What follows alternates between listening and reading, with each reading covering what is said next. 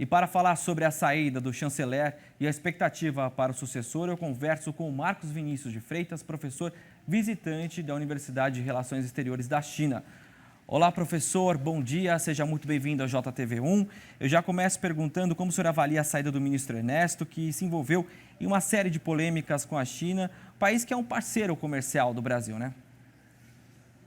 Eu acredito, Pedro, que o que tem acontecido nesses últimos 2 anos de governo é que se adotou uma postura mais ideológica do que pragmática, e o fato de nós termos feito esta opção, o governo ter feito esta opção, de alguma forma fez aí o que nós nos distanciássemos de alguns parceiros que são importantes para o Brasil. E o grande desafio que o Brasil tem nos próximos anos é, primeiro, como lidar com a China de uma maneira efetiva e que seja boa para os dois lados. Eu sempre comento que o Brasil precisa deixar de tratar a China como cliente e passar a tratá-la como um parceiro econômico. Afinal, dos blocos que nós temos, né, dos grandes áreas de comércio global, que são os Estados Unidos, a União Europeia e a China, com certeza a China é a que oferece maiores oportunidades para o Brasil no curto, médio e longo prazos, né? Porque aí o crescimento pode ser exponencial.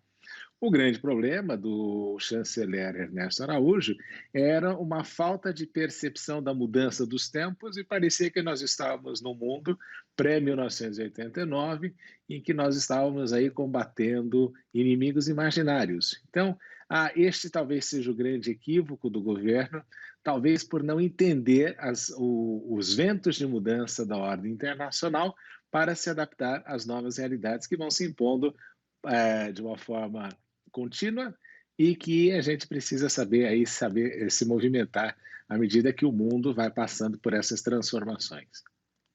Agora, professor, o Carlos Alberto Franco França, que é embaixador e assessor especial da presidência, agora vai comandar a pasta das relações exteriores. Como o senhor avalia essa mudança? O senhor acredita que deve trazer aí algum momento de apaziguar a situação, uma aproximação maior com a China? Veja, Pedro, em princípio, eu não sou muito favorável a indicações de pessoas da carreira, para a função de ministro de Estado. Afinal, você precisa que o ministro de Estado tenha uma proximidade muito grande com o presidente e que reflita também alguém que compreenda o que está acontecendo internacionalmente. Então, o embaixador tem uma carreira, já serviu em alguns lugares do exterior, mas o importante aí é que, em primeiro lugar, ele consiga convencer o presidente da República sobre o erro de seus posicionamentos em política externa. Veja só, na questão da China, por exemplo, a gente vê uma quantidade de erros que têm acontecido nos últimos tempos. E eu sempre gosto de relembrar que a Angela Merkel, que é a primeira-ministra da Alemanha, em 14 anos de mandato, ela foi 12 vezes à China, né? E esta proximidade é que faz com que a Alemanha tenha um relacionamento frutífero com os chineses. A mesma questão é com relação ao como nós vamos nos posicionar quanto aos Estados Unidos. Então, às vezes, uma pessoa de carreira pode ser interessante por conhecer os meandros internos da carreira, mas de alguma forma fica prejudicado porque vai continuar na carreira depois da posição que ocupou, que vai ser o caso do Ernesto Araújo. Nós não sabemos se ele volta à carreira diplomática como diplomata, mas a gente sabe que aí você coleta alguns inimigos e que isso pode de alguma forma prejudicar você no futuro. Então eu sempre sou favorável a alguém que seja próximo ao presidente, mas que não seja necessariamente da carreira diplomática. E quais os caminhos que o novo chanceler deve adotar para ampliar mercados e repetir equívocos do passado? Em primeiro lugar, eu faria a seguinte coisa: quando possível, já marque a sua primeira viagem ao maior parceiro comercial do Brasil, que é a China.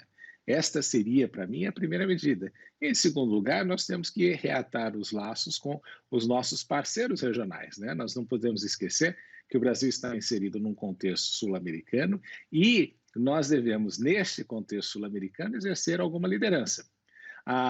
Retomar, né, algumas conversas também no sentido de fortalecer os BRICS, porque os BRICS, de alguma forma, dão para o Brasil uma visibilidade diferenciada como país emergente. E a outra coisa importante, quando a gente vê aí os próximos passos, é de tentar, tentar fazer com que o Brasil passe a exercer, em algumas áreas, uma liderança que perdeu. Uma delas é na questão do meio ambiente. Eu já comentei no passado que, por exemplo, ao invés do Brasil ficar se justificando na questão de queimadas na Amazônia ou a questão de um desrespeito ao meio ambiente, que o Brasil liderasse aí processos de conferências internacionais no sentido de fortalecer a ideia de que o Brasil é um país que tem esta preocupação, que faz parte da sua maneira de cultivar a terra, na sua maneira de criar gado, na sua forma de atuar com uma mentalidade voltada à sustentabilidade do país e do meio ambiente no longo prazo. Então, existem algumas áreas aí que o Brasil pode voltar a ter uma voz importante, só que precisa, de fato, saber o que o país quer ser e o que o país pretende fazer nos próximos anos. Na minha opinião, o Brasil é uma potência importante regional e que deve se comportar desta maneira. Não é aqui somente por um mero alinhamento ideológico, mas em razão da própria função do país e da sua relevância no contexto global, em que se espera que o Brasil tenha uma voz mais ativa. Com certeza. Marcos Vinícius de Freitas, muito obrigado pela sua participação aqui no JTV1. E, é claro, né, desejamos êxito aos novos ministros, em especial de Relações Exteriores. Obrigado. Sempre um prazer, Pedro. Obrigado, até mais.